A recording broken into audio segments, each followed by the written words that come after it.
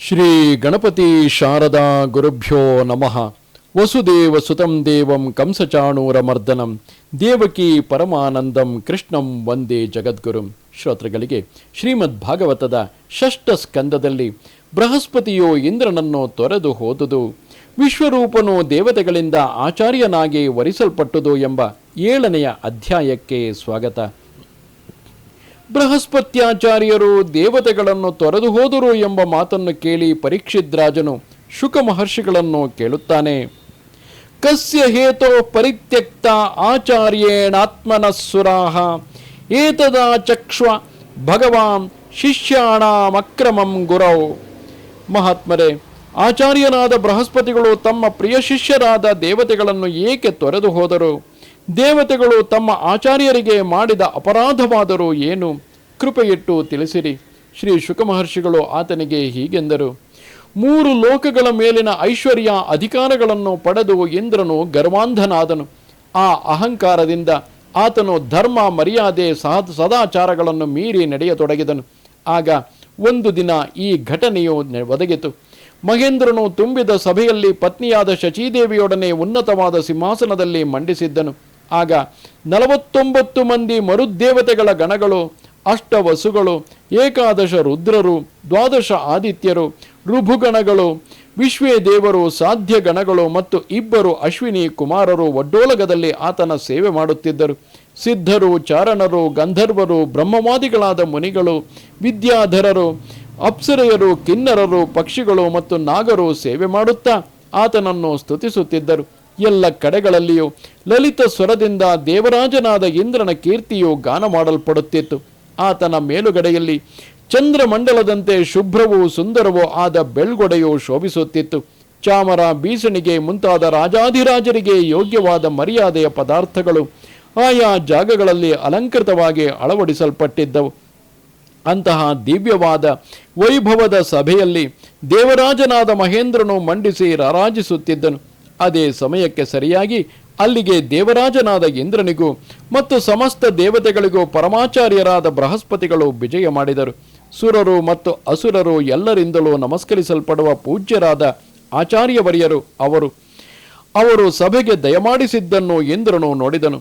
ಆದರೆ ಆತನು ಅವರನ್ನು ಗೌರವಿಸಲು ಎದ್ದು ನಿಲ್ಲಲಿಲ್ಲ. ಅವರಿಗೆ ನಮಸ್ಕಾರವೇ ಮುಂತಾದ ಸತ್ಕಾರಗಳನ್ನು ಮಾಡಲಿಲ್ಲ. ಆಸನದಿಂದ ಕೂಡ ಅಲ್ಲಾಡಲಿಲ್ಲ. ಆಗ ಮಹಾತ್ಮರಾದ ಬೃಹಸ್ಪತ್ಯಾಚಾರ್ಯರು ಸಾಮ್ರಾಜ್ಯದ ಮದದಿಂದ ಉಂಟಾದ ದುರಹಂಕಾರವೇ ಇಂದ್ರನ ಈ ಅಸಭ್ಯ ವರ್ತನೆಗೆ ಕಾರಣವೆಂದು ತಿಳಿದು ಸುಮ್ಮನೆ ತಮ್ಮ ಮನೆಗೆ ಹೊರಟು ಹೋದರು. ಆಗ ತಾನೇ ದೇವರಾಜನಿಗೆ ಎಚ್ಚರವಾಯಿತು. ತಾನು ಗುರುಗಳಿಗೆ ಎಂತಹ ಅವಹೇಳನ ಮಾಡಿದ್ದೇನೆ ಎಂಬುದರ ಅರಿವಾಯಿತು. ಆಗ ಆತನು ಸಭೆಯಲ್ಲಿಯೂ ತನ್ನನ್ನು ಹೀಗೆ ನಿಂದಿಸಿಕೊಂಡನು. ಅಯ್ಯೋ, ನಾನು ಎಂತಹ ಅನ್ಯಾಯ ಮಾಡಿದೆನು! ಮೂರ್ಖತನದಿಂದ ಐಶ್ವರ್ಯದ ಮತ್ತೇರಿದವನಾಗಿ ಈ ತುಂಬಿದ ಸಭೆಯಲ್ಲಿ ಗುರುದೇವನಿಗೆ ತಿರಸ್ಕಾರ ಮಾಡಿಬಿಟ್ಟೆನಲ್ಲ. ಎಂತಹ ನಿಂದನೀಯವಾದ ಕರ್ಮವನ್ನು ಆಚರಿಸಿದನು! ಈ ಸ್ವರ್ಗದ ರಾಜ್ಯಲಕ್ಷ್ಮಿಯನ್ನು ಯಾವ ವಿವೇಕಿಯು ತಾನೇ ಬಯಸಿಯಾನು? ಈ ಸಾಮ್ರಾಜ್ಯದ ಮದದಿಂದಲೇ ಅಲ್ಲವೇ ಸತ್ವಗುಣ ಪ್ರಧಾನರಾದ ದೇವತೆಗಳ ರಾಜನಾದ ನನ್ನನ್ನು ಕೂಡ ಅಸುರರ ಗುಣವಾದ ರಜೋಗುಣದ ಭಾವವು ಆಕ್ರಮಿಸಿಕೊಂಡಿತು. ಚಕ್ರವರ್ತಿ ಸಿಂಹಾಸನದಲ್ಲಿ ಕುಳಿತಿರುವ ಸಾಮ್ರಾಟನು ಯಾರು ಬಂದರೂ ಸಿಂಹಾಸನದಿಂದ ಎದ್ದೇಳಬಾರದು ಎಂದು ಯಾರಾದರೂ ಭಾವಿಸಿಕೊಂಡರೆ ಅವರಿಗೆ ಧರ್ಮದ ವಾಸ್ತವಿಕವಾದ ಸ್ವರೂಪವು ತಿಳಿದಿಲ್ಲವೆಂದೇ ಹೇಳಬೇಕು. ಆತನು ಯಾರು ಬಂದರೂ ಸಿಂಹಾಸನದಿಂದ ಎದ್ದೇಳಬಾರದು ಎಂದು ಉಪದೇಶ ಮಾಡುವವರು ಜನರನ್ನು ಕೆಟ್ಟ ದಾರಿಗೆ ಒಯ್ಯುತ್ತಾರೆ. ಅವರು ತಾವು ಘೋರವಾದ ನರಕದಲ್ಲಿ ಬೀಳುವುದಲ್ಲದೆ ಇತರರಿಗೂ ಕೆಟ್ಟ ಆದರ್ಶವಾಗುವರು. ಅವರ ಮಾತನ್ನು ನಂಬುವವರು ಕಲ್ಲಿನ ದೋಣಿಯಂತೆ ಮುಳುಗಿ ಹೋಗುವರು. ನನ್ನ ಗುರುಗಳಾದ ಬೃಹಸ್ಪತಿಗಳಾದರೂ ಆಳವಾದ ಜ್ಞಾನದ ಕಡಲಾಗಿದ್ದಾರೆ.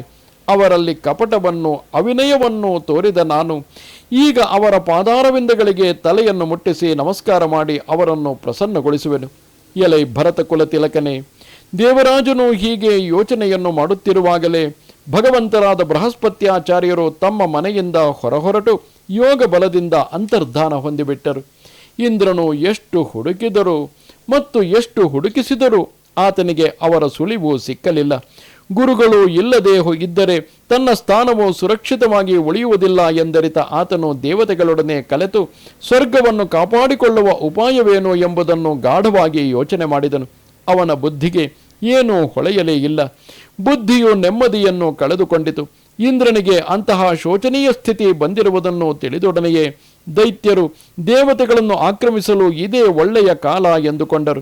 ಅವರೆಲ್ಲರೂ ತಮ್ಮ ಗುರುಗಳಾದ ಶುಕ್ರಾಚಾರ್ಯರ ಆದೇಶವನ್ನು ಅನುಸರಿಸಿ ದುರಹಂಕಾರದಿಂದ ಕೊಬ್ಬಿದವರಾಗಿ ದೇವತೆಗಳನ್ನು ಬಡಿದು ಹಾಕುವ ಇಚ್ಛೆಯಿಂದ ಅವರ ಮೇಲೆ ಯುದ್ಧ ಮಾಡಲು ಸಿದ್ಧರಾದರು.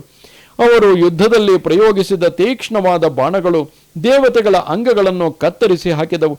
ಆಗ ಅವರೆಲ್ಲರೂ ಇಂದ್ರನೊಡನೆ ಬ್ರಹ್ಮದೇವರ ಬಳಿಗೆ ಓಡಿ ಹೋಗಿ ತಲೆ ತಗ್ಗಿಸಿಕೊಂಡು ಅವರಲ್ಲಿ ಮೊರೆಹೊಕ್ಕರು. ಹೀಗೆ ಏಟು ತಿಂದು ಬಂದವರಾಗಿ ಅತಿ ದುರ್ದಶೆಯಲ್ಲಿದ್ದ ದೇವತೆಗಳನ್ನು ಕಂಡು ಬ್ರಹ್ಮದೇವರ ಹೃದಯವು ಕರುಣೆಯಿಂದ ಕರಗಿತು. ಅವರು ದೇವತೆಗಳನ್ನು ಸಂತೈಸುತ್ತಾ ಹೀಗೆಂದರು. ದೇವತೆಗಳಿಗೆ ಬ್ರಹ್ಮದೇವರು ಉಪದೇಶಿಸುತ್ತಾರೆ, ಎಲೈ ದೇವಶ್ರೇಷ್ಠರೇ, ನೀವು ಎಂತಹ ಕೆಟ್ಟ ಕೆಲಸವನ್ನು ಮಾಡಿದಿರಿ. ಅಯ್ಯೋ, ನಿಮ್ಮ ಸಭೆಗೆ ದಯಮಾಡಿಸಿದ ಬ್ರಹ್ಮಜ್ಞಾನಿಗಳಲ್ಲಿ ಶ್ರೇಷ್ಠರು, ವೇದವಿದರಲ್ಲಿ ಅಗ್ರಗಣ್ಯರು, ಜಿತೇಂದ್ರಿಯರು ಆದ ಬ್ರಾಹ್ಮಣ ಶ್ರೇಷ್ಠರಾದ ಆಚಾರ್ಯವರಿಯರಿಗೆ ಸತ್ಕಾರವನ್ನು ಮಾಡದೆ ಕಡೆಗಣಿಸಿದಿರಲ್ಲ. ಇದೇ ನಿಮಗೆ ಉಂಟಾಗಿರುವ ಈ ಪರಾಭವಕ್ಕೆ ಕಾರಣವು. ಐಶ್ವರ್ಯ ಮತ್ತು ಪರಾಕ್ರಮಗಳಲ್ಲಿ ನಿಮಗಿಂತಲೂ ಕೆಳಮಟ್ಟದಲ್ಲಿದ್ದ ಅಸುರರು ಈಗ ಭಕ್ತಿಯಿಂದ ತಮ್ಮ ಗುರುವರಿಯರಾದ ಶುಕ್ರಾಚಾರ್ಯರನ್ನು ಆರಾಧನೆ ಮಾಡಿ ಎಷ್ಟು ಪುಷ್ಟರಾಗಿ ಬಿಟ್ಟಿದ್ದಾರೆ ನೋಡಿರಿ. ಆಚಾರ್ಯನಿಷ್ಠರಾದ ಆ ಅಸುರರು ಕೆಲವು ದಿನಗಳಲ್ಲಿ ನನ್ನ ಲೋಕವನ್ನು ಕಿತ್ತುಕೊಳ್ಳಬಹುದು ಎಂದು ನನಗೆ ಅನ್ನಿಸುತ್ತಿದೆ. ಭೃಗುವಂಶದ ಋಷಿಗಳು ಅವರಿಗೆ ಅರ್ಥಶಾಸ್ತ್ರಾದಿ ವಿದ್ಯೆಗಳಲ್ಲಿ ಅದ್ಭುತವಾದ ಶಿಕ್ಷಣವನ್ನು ಕೊಡುತ್ತಿದ್ದಾರೆ. ಅವರ ರಹಸ್ಯಗಳು ಯಾವುವು ನಿಮಗೆ ತಿಳಿಯುವುದಿಲ್ಲ. ಅವರ ಸಲಹೆಗಳು ಗುಟ್ಟಾಗಿರುತ್ತವೆ. ಇಂತಹ ಸ್ಥಿತಿಯಲ್ಲಿ ಅವರು ಸ್ವರ್ಗವನ್ನೇ ಏಕೆ, ತಮಗೆ ಇಷ್ಟವಾದ ಯಾವುದೇ ಲೋಕವನ್ನಾದರೂ ಜಯಿಸಬಲ್ಲರು. ಆದರೆ ಒಂದು ವಿಷಯವು ಮಾತ್ರ ನಿಜ. ಅದೇನೆಂದರೆ, ನವಿಪ್ರಗೋವಿಂದ ಗವೀಶ್ವರಾಣಾಂ ಭವಂತ್ಯ ಭದ್ರಾಣಿ ನರೇಶ್ವರಾಣಾಂ. ಬ್ರಾಹ್ಮಣರನ್ನು, ಗೋವಿಂದನನ್ನು ಮತ್ತು ಗೋವುಗಳನ್ನು ತಮ್ಮ ಸರ್ವಸ್ವವೆಂದು ಯಾರು ಭಾವಿಸುತ್ತಾ ಅವರ ಕೃಪೆಗೆ ಪಾತ್ರರಾಗಿದ್ದಾರೆಯೋ ಅವರಿಗೆ ಎಂದಿಗೂ ಅಮಂಗಳ ಉಂಟಾಗುವುದಿಲ್ಲ. ಆದುದರಿಂದ ಈಗ ನೀವು ಶೀಘ್ರದಲ್ಲಿಯೇ ತ್ವಷ್ಟನ ಪುತ್ರನಾದ ವಿಶ್ವರೂಪನ ಬಳಿಗೆ ಹೋಗಿ ಅವನ ಸೇವೆಯನ್ನು ಮಾಡಿರಿ. ಆತನು ಬ್ರಾಹ್ಮಣೋತ್ತಮನು, ತಪಸ್ವಿಯು ಮತ್ತು ಸಂಯಮಿಯು. ಆತನಿಗೆ ಅಸುರರ ವಿಷಯದಲ್ಲಿಯೂ ಪ್ರೇಮವೇ. ಆ ಪ್ರೇಮದಿಂದ ಆತನು ಮಾಡಬಹುದಾದ ಕರ್ಮವನ್ನು ನೀವು ಸಹಿಸಿಕೊಂಡು ಆತನನ್ನು ಗೌರವಿಸುವುದಾದರೆ ಆತನು ನಿಮ್ಮ ಕೆಲಸವನ್ನು ಮಾಡಿಕೊಡುವನು. ಶ್ರೀ ಶುಕ ಮಹರ್ಷಿಗಳು ಹೇಳುತ್ತಾರೆ, ಬ್ರಹ್ಮದೇವರು ಹೀಗೆ ಹೇಳಲು ದೇವತೆಗಳು ಚಿಂತಾಜ್ವರವನ್ನು ಬಿಟ್ಟು ತ್ವಷ್ಟನ ಪುತ್ರನಾದ ವಿಶ್ವರೂಪನ ಬಳಿಗೆ ಹೋಗಿ ಆತನನ್ನು ಆಲಂಗಿಸಿಕೊಂಡು ಹೀಗೆ ಪ್ರಾರ್ಥನೆ ಮಾಡಿದರು. ಮಗು ವಿಶ್ವರೂಪ, ನಾವು ಅತಿಥಿಗಳಾಗಿ ನಿನ್ನ ಆಶ್ರಮಕ್ಕೆ ಬಂದಿರುವೆವು. ನಿನಗೆ ಮಂಗಳವಾಗಲಿ. ನಾವು ಒಂದು ರೀತಿಯಲ್ಲಿ ನಿನ್ನ ತಂದೆಯ ಸ್ಥಾನದಲ್ಲಿ ಇರುವುದರಿಂದ ನಾವು ಹೇಳುವ ನಮ್ಮ ಸಮಯೋಚಿತವಾದ ಅಭಿಲಾಷೆಯನ್ನು ನೀನು ಈಡೇರಿಸಿ ಕೊಡಲೇಬೇಕು. ಪುತ್ರಾಣಾಂ ಹಿ ಪರೋ ಧರ್ಮ ಪಿತೃಶುಶ್ರೂಷಣಂ ಸತಾಂ ಅಪಿ ಪುತ್ರವತಾಂ ಬ್ರಹ್ಮನ್ ಕಿಮುತ ಬ್ರಹ್ಮಚಾರಿಣಾಂ. ಎಲೈ ಬ್ರಾಹ್ಮಣೋತ್ತಮನೇ, ತಂದೆಯ ಮತ್ತು ಗುರು ಹಿರಿಯರ ಸೇವೆ ಶುಶ್ರೂಷೆಗಳನ್ನು ಮಾಡುವುದು ಸಂತಾನವಂತರಾದ ಸತ್ಪುತ್ರರಿಗೂ ಕೂಡ ಪರಮ ಧರ್ಮವಾಗಿದೆ.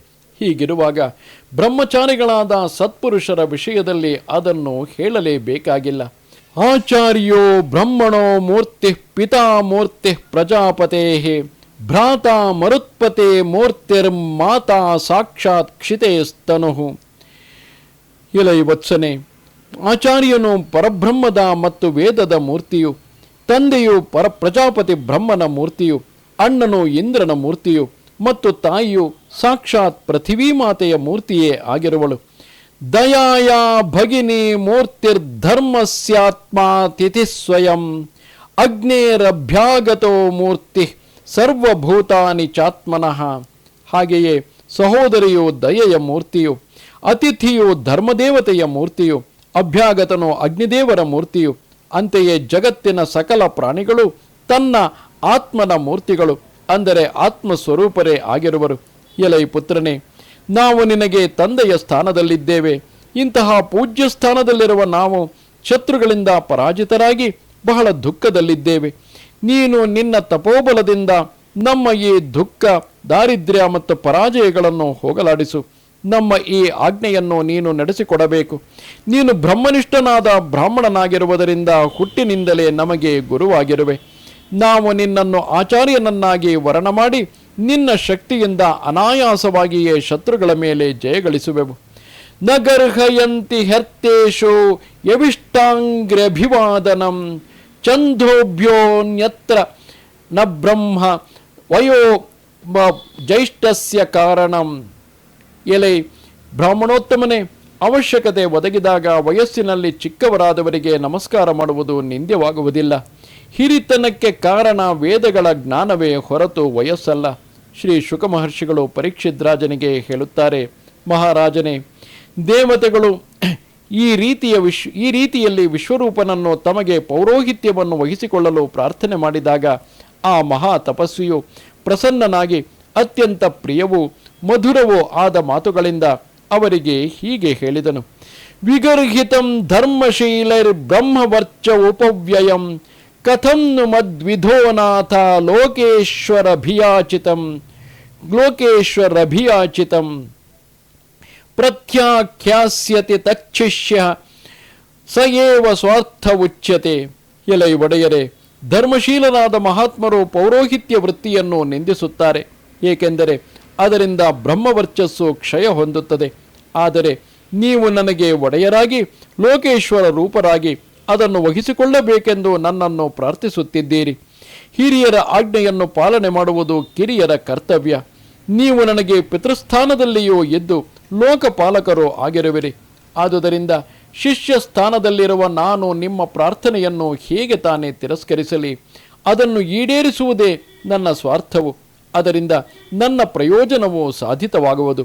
ಎಲೈ ದೇವತೆಗಳೇ, ವಿರಕ್ತನಾಗಿರುವ ದರಿದ್ರರಿಗೆ ಶಿಲಾವೃತ್ತಿ ಉಂಚವೃತ್ತಿಗಳೇ ಜೀವನ ಧರ್ಮವು. ಆ ವೃತ್ತಿಗಳಿಂದ ದೇವಕಾರ್ಯ ಪಿತೃಕಾರ್ಯಗಳೇ ಮುಂತಾದ ಧರ್ಮ ಕಾರ್ಯಗಳನ್ನು ನೆರವೇರಿಸುತ್ತಿರುವ ನಾನು ನಿಂದೆಗೆ ಯೋಗ್ಯವಾದ ಪುರೋಹಿತ ವೃತ್ತಿಯನ್ನು ಏಕೆ ಕೈಗೊಳ್ಳಲಿ? ಬುದ್ಧಿ ಕೆಟ್ಟು ಹೋದವರು ತಾನೇ ಈ ವೃತ್ತಿಯಿಂದ ಪ್ರಸನ್ನರಾಗುವರು. ತಥಾಪಿ ನ ಪ್ರತಿಬ್ರೂಯಾಂ ಗುರುಭಿಃ ಪ್ರಾರ್ಥಿತಂ ಕಿಯತ್ ಭವತಾಂ ಪ್ರಾರ್ಥಿತಂ ಸರ್ವಂ ಪ್ರಾಣೈರರ್ಥೈಶ್ಚ ಸಾಧಯೇ. ಹಾಗಿದ್ದರೂ ನಾನು ಗುರು ಹಿರಿಯರಾದ ನಿಮ್ಮ ಪ್ರಾರ್ಥನೆಯನ್ನು ತಳ್ಳಿ ಹಾಕುವುದಿಲ್ಲ, ಅದಕ್ಕೆ ಎದುರಾಡುವುದಿಲ್ಲ. ನನ್ನ ತನು ಮನ ಧನಗಳಿಂದಲೂ ನಾನು ಹೇಳಿರುವುದನ್ನೆಲ್ಲ ನಡೆಸಿಕೊಡುವೆನು. ಶ್ರೀ ಶುಕ ಮಹರ್ಷಿಗಳು ಹೇಳುತ್ತಾರೆ, ರಾಜೇಂದ್ರನೇ, ಮಹಾ ತಪಸ್ವಿಯಾದ ಆ ವಿಶ್ವರೂಪನು ದೇವತೆಗಳ ಮುಂದೆ ಹೀಗೆ ಪ್ರತಿಜ್ಞೆ ಮಾಡಿ ಅವರಿಂದ ಪೌರೋಹಿತ್ಯಕ್ಕಾಗಿ ವರಿಸಲ್ಪಟ್ಟು ಆ ಕಾರ್ಯವನ್ನು ಅತ್ಯಂತ ಶ್ರದ್ಧೆ ಆಸಕ್ತಿಗಳಿಂದ ನಡೆಸತೊಡಗಿದನು. ಶುಕ್ರಾಚಾರ್ಯರು ತಮ್ಮ ವಿದ್ಯಾಬಲದಿಂದ ಅಸುರರ ಸಂಪತ್ತನ್ನು ಭದ್ರಪಡಿಸಿ ರಕ್ಷಣೆ ಮಾಡುತ್ತಿದ್ದರು. ದಕ್ಷನಾದ ವಿಶ್ವರೂಪನು ವೈಷ್ಣವಿ ವಿದ್ಯೆಯ ಬಲದಿಂದ ಆ ಸಂಪತ್ತನ್ನು ಕಿತ್ತುಕೊಂಡು ದೇವರಾಜನಾದ ಮಹೇಂದ್ರನಿಗೆ ಕೊಟ್ಟುಬಿಟ್ಟನು. ಯಾವ ವಿದ್ಯೆಯ ಬಲದಿಂದ ಇಂದ್ರನು ಸಂರಕ್ಷಿತನಾಗಿ ಅಸುರರ ಸಮೂಹಗಳನ್ನು ಗೆದ್ದು ಜಯವನ್ನು ಗಳಿಸಿದನೋ ಆ ವೈಷ್ಣವ ಮಹಾವಿದ್ಯೆಯನ್ನು ಉದಾರವಾದ ಬುದ್ಧಿಯುಳ್ಳ ಆ ವಿಶ್ವರೂಪನೇ ಇಂದ್ರನಿಗೆ ಉಪದೇಶ ಮಾಡಿದನು ಎಂಬಲ್ಲಿಗೆ ಮಹಾಪುರಾಣವೋ ಪಾರಮಹಂಸ ಸಂಹಿತೆಯೋ ಆಗಿರುವ ಶ್ರೀಮದ್ ಭಾಗವತದಲ್ಲಿ ಷಷ್ಠ ಸ್ಕಂದದ 7ನೇ ಅಧ್ಯಾಯವು ಮುಗಿಯಿತು. ನಮಸ್ತೆ ಶಾರದೆ ದೇವಿ ಕಾಶ್ಮೀರ ಪುರವಾಸಿನಿ ತ್ವಾಮಹಂ ಪ್ರಾರ್ಥಯೇ ನಿತ್ಯಂ ವಿದ್ಯಾದಾನಂಚ ದೇಹಿಮೆ. ನಮಸ್ಕಾರ.